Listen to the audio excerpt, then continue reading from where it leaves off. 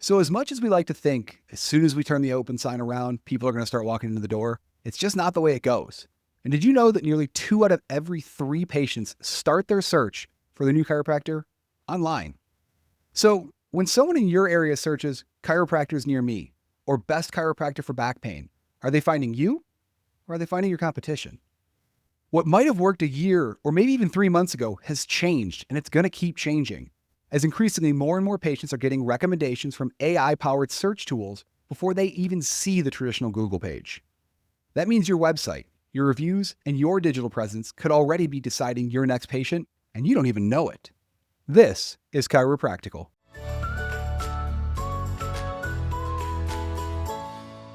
I'm Jon Kec, and this is Chiropractical. When prospective patients use an online search for healthcare providers, 75% click to one of the top 3 organic search results they find on Google, which means if you're not ranked that high, you're not being seen. Today, we're talking AI engine optimization and search engine optimization, or AIEO and SEO, that you'll hear us reference a number of times throughout the podcast. Joining me are 2 experts who live in the intersection of search engines and AI. So if you've ever wondered how patients are actually finding you here in 2026, or maybe what you should be doing right now to make yourself more visible, this episode may change how you market your practice forever. To help us navigate this is Jacob Runia and Grace McGovern from SpinUTech. They're a full-service digital agency that has what every growing business needs: full funnel marketing strategies and custom web solutions. Jacob is a Chicago-based digital marketing leader with nearly a decade of agency experience, specializing specifically in SEO strategies, and Grace is a Des Moines-based SEO strategist at SpinUTech, with 4 years of experience helping businesses grow their data-driven organic search strategies. They focus on aligning organic search performance and real business outcomes. Jacob, Grace, thank you so much for joining us here on Chiropractical. Yeah, thanks for having us. You're going to hear from a chiropractor. I don't have that time, right? I don't have the time. So Grace, I'm a typical doctor in practice. I'm seeing patients 40, 45, 50 hours a week. I might have a couple hours a month, maybe a week, to devote to something like this. Where do I invest my time? What is my biggest bang for the buck in SEO and AIEO optimization? Yeah, for sure. I think if we are able to zoom out a little bit, look at it in a broad sense, maybe looking at the topics that your customers, your patients are asking, building a content calendar based on addressing those common questions and obstacles that they may need more of, and building it into site content. And that could be built in through your service pages, or it could be blogs. It could just be somewhere on your site that addresses those obstacles and questions that they have. And then if we're looking at a location or a practice that maybe has a single or small amount of locations, then I would say to optimize, actively be managing your Google business profile. That's where a lot of users will find you within search if they're looking at maybe a near me term. And then with that as well, I would collect and respond to any of the reviews within that. Respond intentionally, have that reputation management plans, because obviously what your customers are saying within there and how you respond is also going to be a big play within the business. So at the end of the day, I would say local authority paired with that clear, helpful educational content tends to give you the highest return on investment. I think for me as a chiropractor, and I think a lot of our listeners, this isn't something we talk about in school. If I remember my marketing class, it was yellow pages. It was like door-to-door marketing. Like it was all this stuff that, no offense to the people that were teaching it, but I think they hadn't been in practice in 10, 15, 20 years, or at least not actively. So they weren't doing it. They were doing what they remembered. The world is very different today. So those mistakes aside, let's look at the world we live in. Internet-based marketing. What are some of the biggest mistakes chiropractors are making in their SEO journeys, we'll say, right now? And what should they be focused on instead of what they're doing? I would say the biggest one right now is thinking SEO is just about ranking for some of those keywords that are just like chiropractor near me. Like that seems like the easiest one to target when you're looking at your generalized area, but search behavior is changing, it's evolving, and local SEO is extremely important. It absolutely should be a part of your website strategy, but patients are asking other questions. They're looking maybe to questions that like, can a chiropractor help with sciatica? What does a chiropractor do? Is there like is it safe to go for pregnancy while you're in pregnancy? So if you're only optimizing for those local terms, not answering real patient questions, you're probably invisible during that research phase. which now often happens in Google AI overviews or those AI tools before someone ever clicks onto the website. So Okay. instead of chiropractors, they should focus more on those clearly, directly answering those questions they hear every day in their practice. Structure content that's easily digestible to understand. You can build more trust through credentials, reviews, really just owning that authority locally as well. That does still have a part in this. But search is Okay. moving further and further away from simple keywords, more towards conversations and those long tail keywords. If you're not answering those topics like the sciatica, the pregnancy, safety, maybe in clear ways, you're missing out on visibility within those early research moments, which especially is more prominent in our AI-driven search now. Yeah, and to kind of emphasize that, I think, yeah, it can be easier for people to get really tunnel vision on specific keywords versus just like building authority in a whole topic. So when you say that, do you mean have your website optimized to answer those questions in some way? Or is there something you're building into the background when you are brought up in a search? How would I go about making sure my presence, whatever that may be, and if you can expound on what that is, answers that question? Pregnancy, sciatica, safety, all that stuff. Yeah, so it's not necessarily just a single lever either. Like, okay, if you just add this paragraph of content or this feature, all of a sudden you're going to beat all of your competitors across all these chiropractic topics. What you really want to do is, and you can kind of iterate on your content over time. You don't have to do this all at once, but make sure, if you have your sciatica service page, layer in FAQs into that page. Okay. Later in like comparison tables, different formats of content onto that page, and just make sure that you're answering questions that people would be researching at the early stage of their journey and at the later stage of their journey. So just kind of cover a multitude of intents. That's something you hear a lot in the search space is what's the searcher's intent. So just kind of make sure you cover those throughout the different formats of content that you layer onto your page. And that's even more so important now with AIEO. I know we'll probably get into this in a little bit, but having different kind of content elements on the page is important for appealing to these AI platforms. Let's go there now, right? So I think, Grace, you kind of alluded to this. There's that AI summary box, so to say, that we see a lot when we're doing searches now. How do you kind of make sure you're being preferentially boosted maybe with that AI algorithm in your website? Is it that layering thing, or are there other things to focus on as well? Yeah, I would say that a lot of it is that layering. There's the way you structure your content. It's including some more of those, FAQs. Jacob hit on that already. Comparison tables, just kind of passage indexing is a big thing. It's how your website's structured, and maybe you have certain sections that break up the content, so AI can easily pull that out of the content. A lot of it is behind, that intent and the keywords that we're placing on the page. What part of the journey the user's at? Are they ready to maybe look at that local level and walk into your chiropractic practice? Or are they just looking to learn more about sciatica and what they could do if they see a chiropractor about that? So it's being able to weave all of that together, and just the structure of the page would be a large play into how AI is extracting that and pulling it into, say, AI overviews.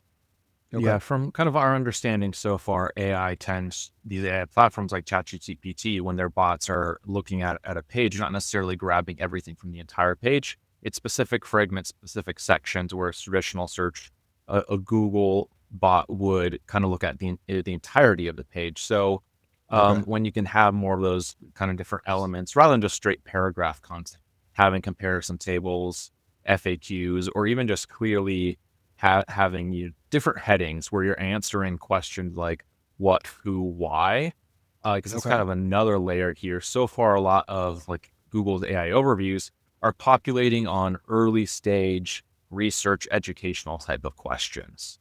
So yeah, definitely something you want to incorporate in your headings is making sure that you're answering those questions. So building some of that kind of stuff in, Jacob, would it be fair to say videos, blogs, testimonials, reviews, all that stuff gets kind of weighed by this AI algorithm? Yeah, it will pull from any of those kind of formats of content. It's not so much about okay, we just need to have blogs or we just need to have testimonials. It's really just making sure you have an ecosystem of content that shows you are an authority on the topic of chiropractic care. Okay. And so you can do that through a multitude of these formats. If you can incorporate video, that's great, because then you can, it's a different multimedia format, and you can also apply article structured data that maybe gets into a bit of like technical weeds there. But that's also something that can kind of help on the back end Okay. gain more traction within AI platforms. So in talking about these educational opportunities, right, that for both AI, I think, and the patient. So we've talked about a bunch of things: blogs, videos, FAQs, that kind of stuff. How do you actually structure a website, though, in a way that makes it appealing to AI? What kind of, maybe, I don't know, top 3, top 5 things to keep in mind when you're building your website to really make yourself visible? Yeah, I would say it's not totally different from how things used to be if you were really clued in on Google's general guidelines they provide. What you really want to do with how you structure your website is show how all of your topics are connected and relate to each other. So if you have a blog on back pain, make sure that that links back to your service or your conditions page about back pain and what you offer there. And the more you can kind of link these related topics together throughout your site, when a bot goes to crawl your site, it sees that, oh, hey, this chiropractor has all this information on this content. It's all related and linked together. It kind of paints this nice web of information. And it kind of indicates to these crawlers that all of this content is related around this particular chiropractic topic. And I would echo there too that the structure helps both AI and the real patients or future patients landing on the site. Chiropractors in particular, they deal with people who may not know what service they need, what they need to go to chiropractor for. So having those clear sections and the clear FAQs, the internal linking between pages, just makes it easier for them to understand their options. But then AI also tends to understand all of that better too. And I guess Okay. maybe like a tangible example here, like let's say you do have a service page related to back pain. A common technique you'll see is you'll have, say like a little module at the bottom of the page that links to related articles or other resources that you offer about back pain. And that's one way that you can kind of internally link those topics together. When you say link, you truly mean link sections of the website together, hyperlink type of idea, not just like a common theme or idea throughout your pages, but physically connecting them. Exactly. And it's not just even hyperlinks, like if you know what breadcrumbs are, those kind of little indicators at the top of the page, that's an internal linking play. Linking to things in the navigation. So having all of your back pain links nested under each other in the navigation, or even your URL structure. Something we like to do kind of on our SEO team is we will, and this is kind of into the weeds on a technical aspect, but if you can have like your back pain blogs or resources nested in the URL structure underneath your back pain services page, that's just, and we call that like site taxonomy. That's another great way, I would say, underrated way to kind of build that linking and show that topical structure. Yeah, I'm going to be completely honest. Like, you had me at breadcrumbs. You lost me after that, which is totally fine. I get it. That's exactly why y'all are here, right? Both here having this conversation, but also here in general, right? Because you know, this is a very nuanced topic. As a chiropractor, we understand back pain. We understand sciatica. When you start talking about electronically linking them together, you lose me. If you tell me, how do I link back pain to sciatica in somebody's body, we're great. But if you're talking electronically, we got problems. If I'm sitting down just tearing my website apart today, first thing I focus on is what? I would say content gaps and the questions. Maybe you hear things often. Maybe you see things on other sites that, oh, my website doesn't maybe address something like that. It would be the content gaps that your website offers. And then also the local side as an extra piece. So sit down, figure out the conversations I'm having with my patients in the office, and then make sure my website really reflects those conversations in some way. Yep. That is doable. That is straightforward. That is easy. That is doable, because again, we're having these conversations every day. Well, and not to go totally off the rails here, but at the end of the day, people get really fixated on, okay, how is AI changing the landscape? But whether it was search 5 years ago or today, these platforms, ChatGPT, Google, they're just trying to answer your customers' questions. So that's what you really want to do with your site. Content and answering those user questions is the kind of the ticket to entry, whether it's AI platforms or traditional SEO. And I think, maybe correct me if I'm wrong, you guys are much deeper in this. It feels like consumers are coming in with more educated questions, more well-refined. It's not just, I need a chiropractor in this zip code or near me. It's, I need a chiropractor near me that specializes in pregnancy for a second trimester pregnant patient kind of thing, right? So kind of like you've mentioned. So has that kind of been what's driven the AI change? That's not fair. Obviously, there's a whole bunch of tech that goes into the AI change, but the way AI is aggregating information now, is that more informed or more well-formed question really driving that? Yeah. And I mean, I think, I don't necessarily have like data to say there's a causation there, but I think where we do see a big correlation is there's less clicks to websites on those educational early research stage type searches. So I think people are doing a lot of that upfront research. They're getting it right out of that AIEO review, or they're having a conversation in an AI platform. And then, they're maybe coming to a site, to your business with some of those more specific questions because they've kind of already been nurtured down their journey more so. And more of that happens in these other platforms now versus maybe them coming right to your site or right to you in that early stage of their journey. So I don't know if it was a little bit of the research I did before our conversation. I think, Jacob, you may have mentioned it a little bit earlier, but trust signaling. It's something I kind of saw that helps, I guess, make your website stand out. Is that, am I misunderstanding that? Or I guess let's just talk through trust signaling. Stand out. So trust signals, it's not just one thing, it's multiple elements. Think about if you had a blog that you wrote about a certain chiropractic issue, having an author bio and then maybe another little bio underneath of that says it was medically reviewed by so-and-so, here are their credentials. That's a trust signal. Displaying awards, certifications, that's a trust signal. Really anything that is conveying to your customers and also to AI platforms and search engines that you are a real qualified kind of safe source for this information is what it is. So that can also be testimonials, adding, you kind of pulling in those reviews onto your site, transparent pricing. There's a lot of different ways you can show that. All of those kind of layer into how Google or an AI platform might view how trust or how much authority your site has for the kind of the topic area. So it almost kind of sounds like the AI looks at it like a person does, right? More credibility is what's going to build trust, right? So doing the things, whatever that may be, because I think a lot of times, putting that stuff on websites can feel to doctors a little salesy, right? Like, I was the top doctor in the city, the county, the state, whatever in 2025. Like, I'm proud of that, but I also don't necessarily always feel comfortable advertising that. And it's not necessarily trying to sell somebody that you're the best doctor. It's just reinforcing credentials and education and knowledge at that point. And you don't necessarily have to say you're the best. Just let people know, hey, I'm a real doctor. I reviewed this content. This has my sign off, right? And this is, my, certification, whatever those credentials might look like. Just as a PSA for our listeners, I would recommend not saying you're the best. The board is not going to like that. Just as an aside. But okay.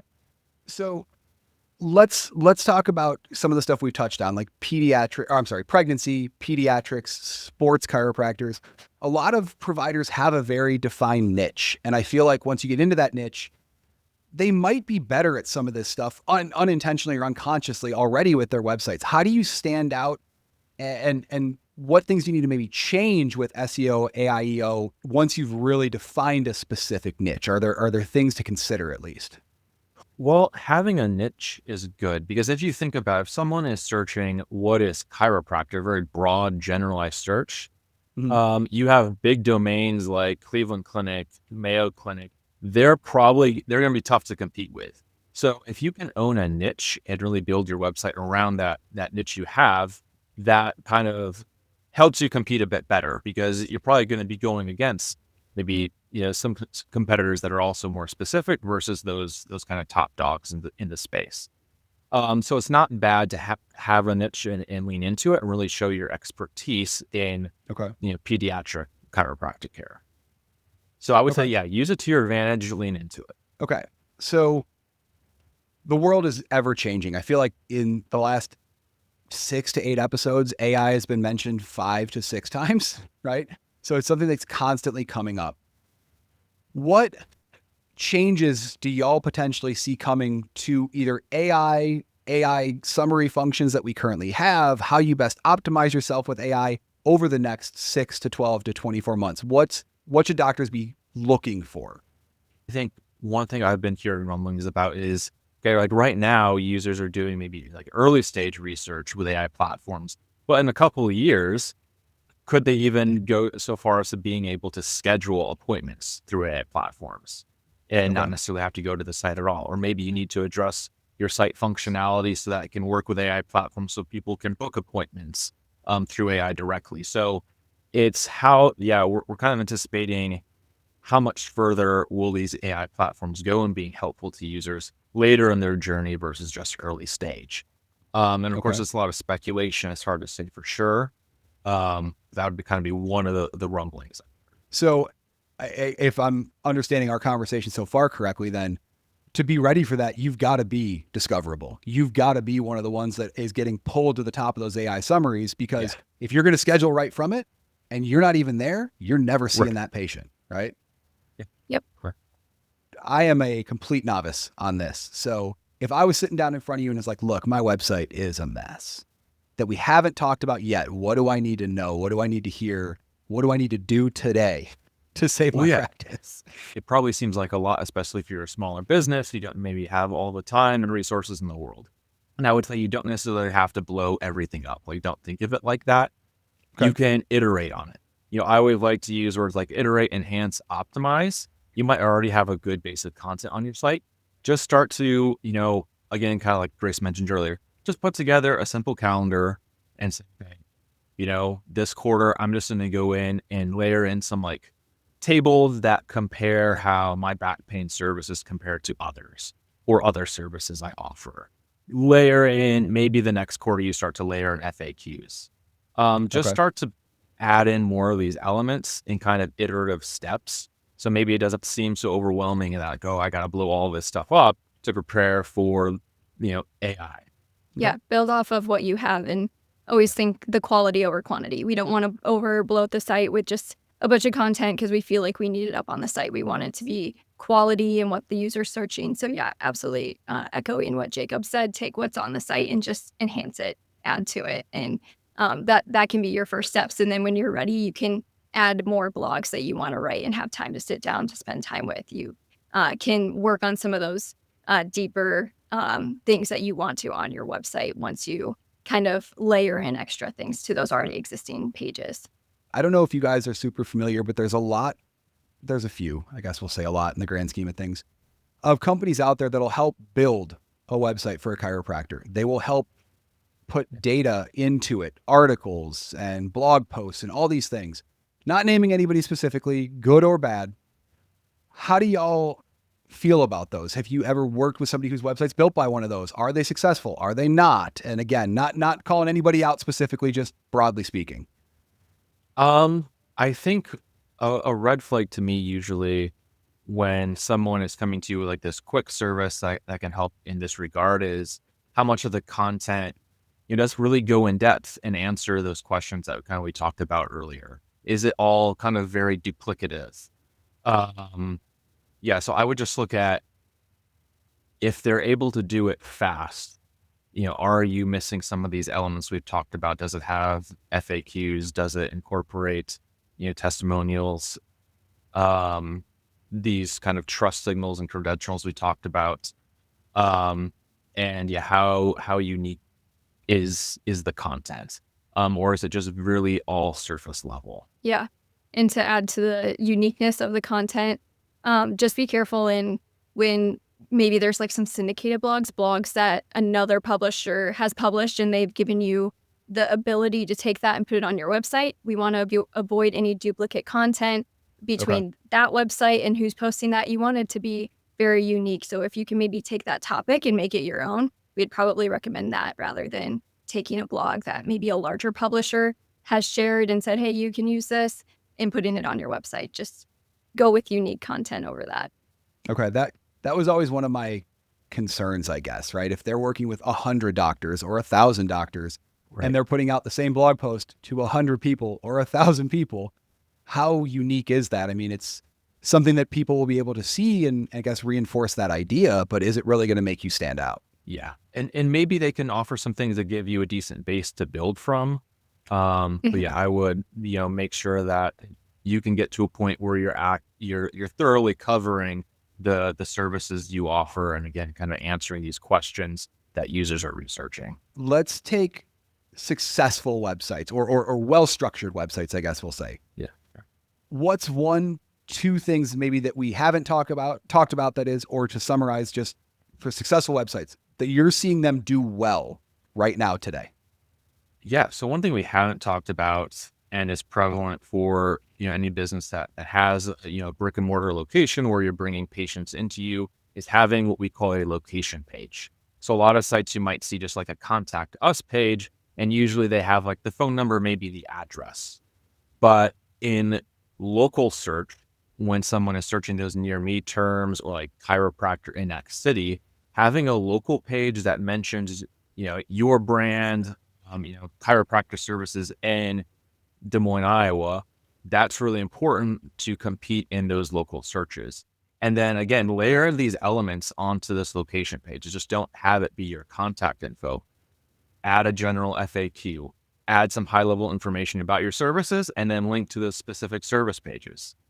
So yeah, I would say having a fleshed out location page is going to be pretty impactful, and something that multi-location, single location sites that we work on, when they're successful, they have that successful location page. Yeah. I like to describe that one almost as like a homepage for that location.